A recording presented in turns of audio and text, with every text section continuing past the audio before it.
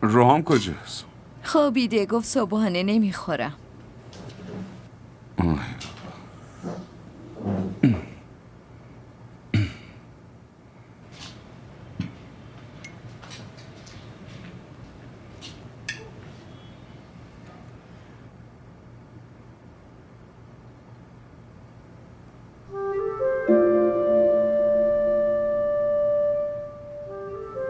از دستم ناراحتی؟ نه اصلا. برای چی باید ناراحت بشم؟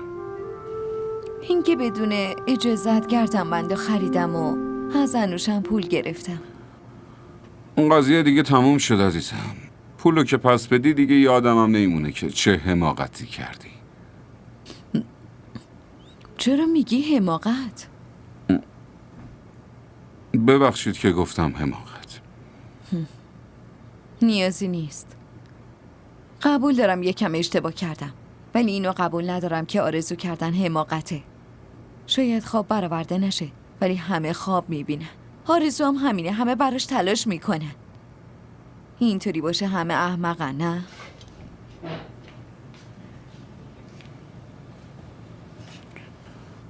از امروز همه ی خواباتو ببین.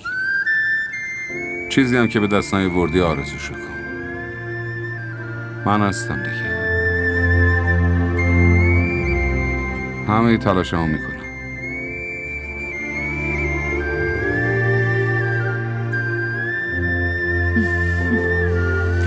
امشب هنو بندونه، باید ساعت 7 بریم، یادته؟ یادمه. فقط زود بیا باشه. تا ساعت 5 میام. پولم ببر، داشتی میومدی یکم برای خودت خرید کن. اون پول برای توی مهوش. هرچی دلت خواست برای خودت بگیر. تو که شاد باشی منم شادم. دوست دارم.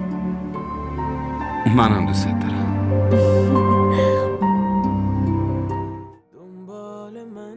همراه ما باشید و فراموش نکنید که سابسکرایب کنید تا بهترین سریال ها را با دوبله فارسی از تلویزیون دیدی تیوی تماشا کنید.